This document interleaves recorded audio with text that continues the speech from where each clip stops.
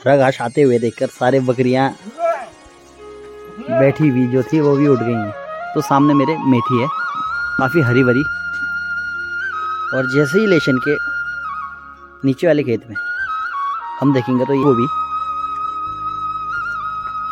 और ये दूसरे खेत में है चंसूर ने पपीता का पेड़ है, और पपीते के पेड़ में काफ़ी पपीते भी लगे हुए हैं। तो ये है मटर, मटर के पौधे, ये पूरा सरसों का खेत, तोड़ा भी बोला जाता है इसको आम बोलचाल में। और हमारे ठीक सामने ये है एलोवेरा।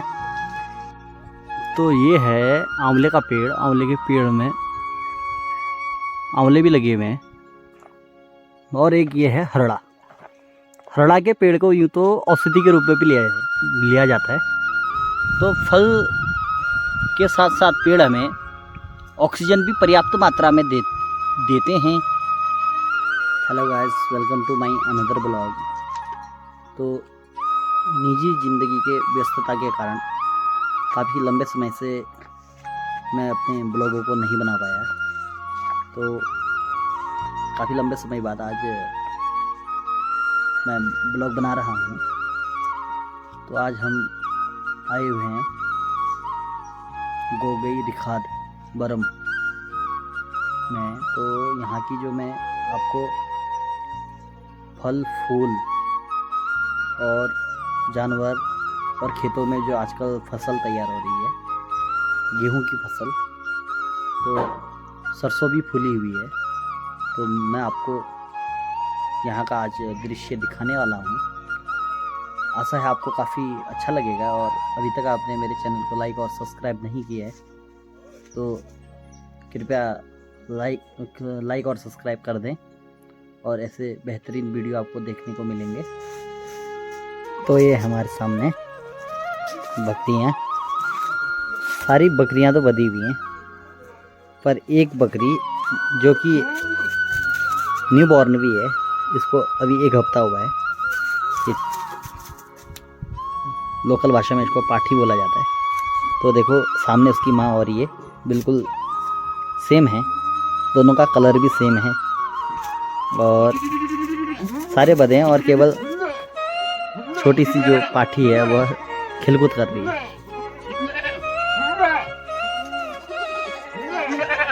हरा घास आते हुए देखकर सारे बकरियां बैठी हुई जो थी वो भी उठ गई हैं, और हरा घास सामने।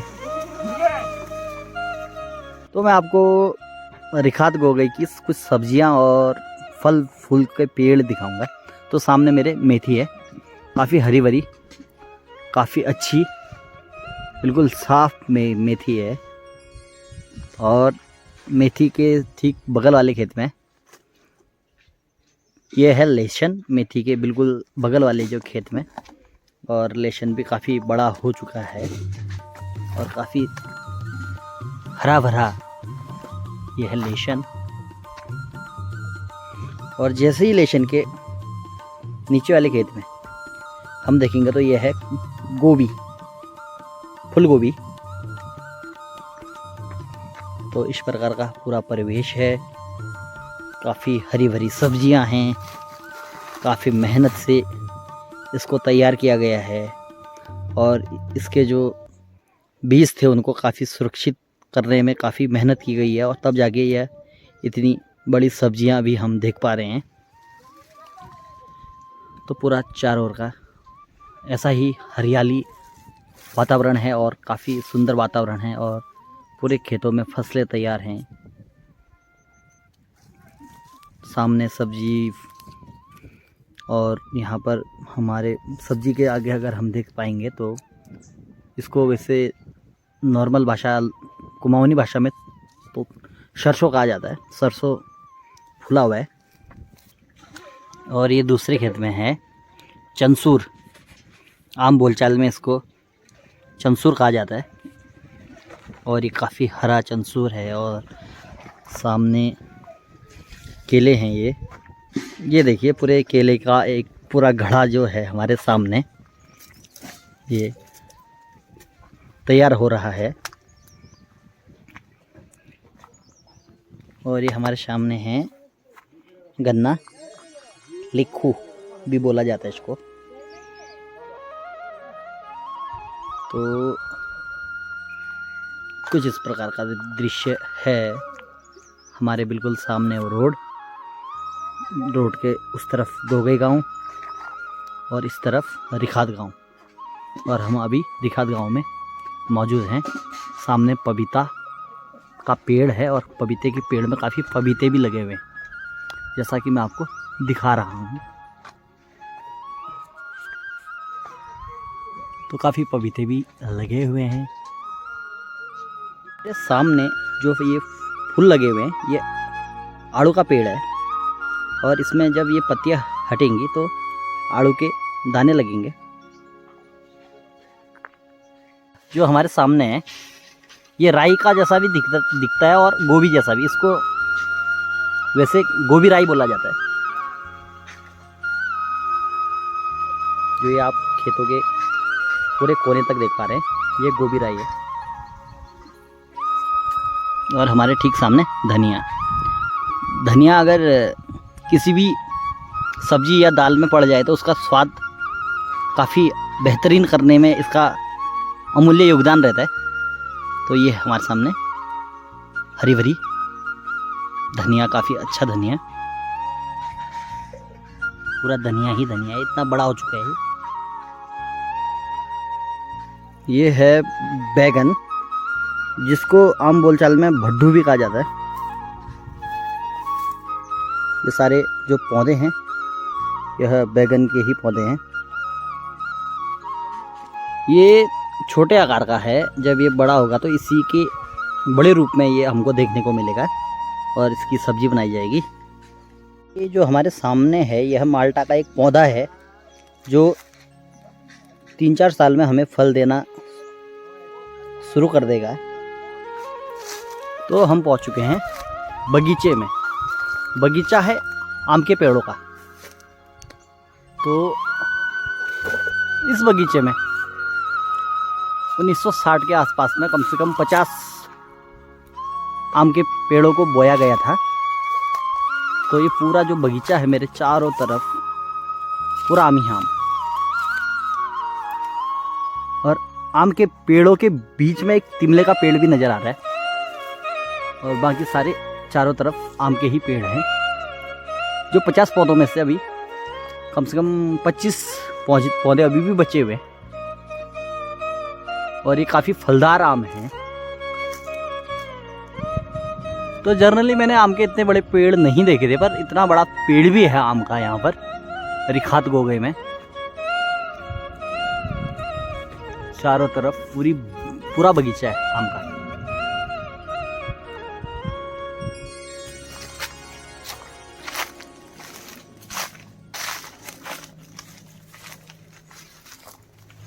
तो हमारे ठीक सामने जो ये है चूरा का पेड़ है। ये चूरा जैसे कि डालडा के रूप में भी, तेल के रूप में भी इस चूरे को यूज किया जाता था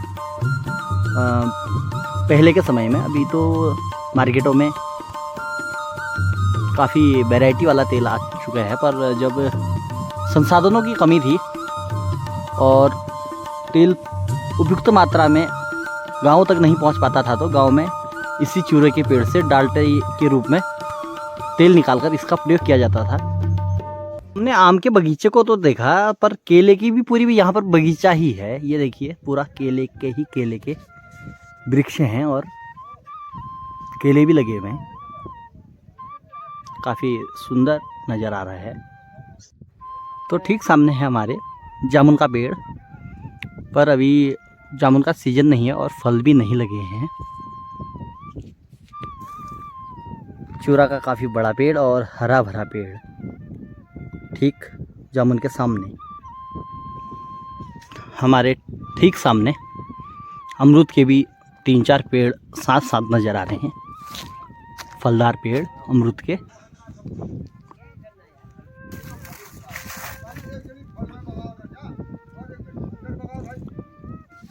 और ये है नारंगी का पौधा, जो कुछ सालों में बड़ा होकर फल देने लगेगा।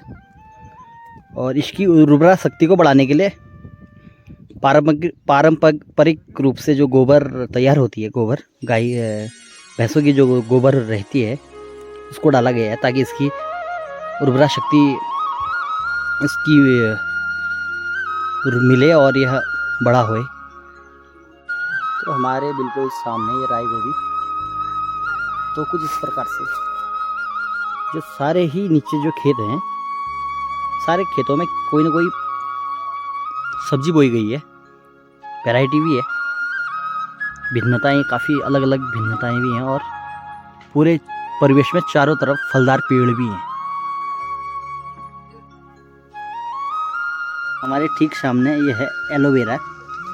तो आज के समय में एलोवेरा का काफ़ी यूज़ है। इसको सौंदर्य प्रसाधन की चीज़ों में भी उपयोग किया जाता है और क्रीमों में, और कभी किसी व्यक्ति का हाथ पैर आग में जलने पर भी इस एलोवेरा को यूज किया जाता है। तो ये है आंवले का पेड़। आंवले के पेड़ में आंवले भी लगे हुए हैं, आंवले के दाने हरे हरे, और आंवले का मुरब्बा भी बनाया जाता है, जो कि जिनकी आईसाइट वीक रहती है, आंवले के मुरब्बे को काफ़ी उपयुक्त माना जाता है। डॉक्टरों की सलाह भी होती है और इसमें विटामिन सी भी काफ़ी मात्रा में मिलता है। तो हमारे सामने दो और फलदार पेड़ हैं। एक तो है काफल और एक ये है हरड़ा। हरड़ा के पेड़ को यूँ तो औषधि के रूप में भी लिया जाता है। हरड़े के जो दाने होते हैं, मान्यता है कि इन हरड़े के दानों को काले गाय के गोंद में पकाकर खाने से काफ़ी लंबे समय तक की भी जो बुखार संबंधी बीमारी होती है वो सही हो जाती है। तो इसको औषधि के रूप में भी लिया जाता है।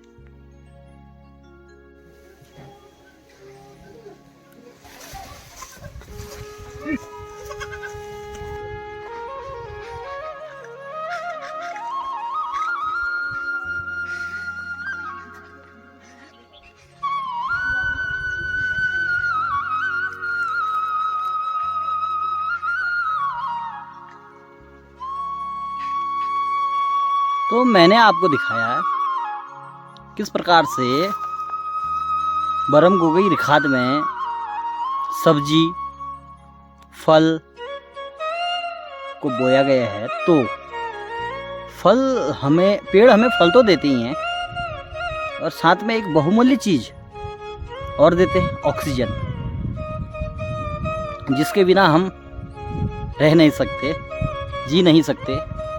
तो फल के साथ साथ पेड़ हमें ऑक्सीजन भी पर्याप्त मात्रा में देते हैं, जिससे हम सांस लेते हैं और जीवित रहते हैं। और तो हमें प्रयास यह करना चाहिए कि अब अपने घर के आसपास में पेड़ों को ज़्यादा से ज़्यादा बोया जाए, क्योंकि पेड़ भू कटाव को भी रोकने का काम करते हैं, मिट्टी को जकड़े रखने का काम करते हैं और हवा भी देते हैं, छांव भी देते हैं। तो पेड़ के महत्व को तो यूँ कौन नहीं जानता, पर लोग फिर भी फलदार पेड़ों को नष्ट करते जा रहे हैं। तो आप सभी लोगों से मैं आग्रह करता हूँ कि अपने घरों के आसपास परिवेश में चारों तरफ जितना संभव हो सके उतनी ज़्यादा मात्रा में वृक्ष लगाएं, वृक्ष बचाएं। और यह वृक्ष आज हम वृक्ष लगाएंगे तो हमारे बच्चे भी उसका सुख पाएंगे, फल पाएंगे। तो पेड़ों की महत्वता के साथ ही मैं अपने आज के ब्लॉग को समाप्त करता हूं और एक नई ऊर्जा के साथ, एक नई उमंग के साथ मैं आपके लिए अगला ब्लॉग लेकर आऊँगा। तो तब तक तो मिलता हूँ आपको अगले ब्लॉग में। Add one more request, do like, subscribe and share for watch my YouTube channel Anil Singh Dhami UK 05।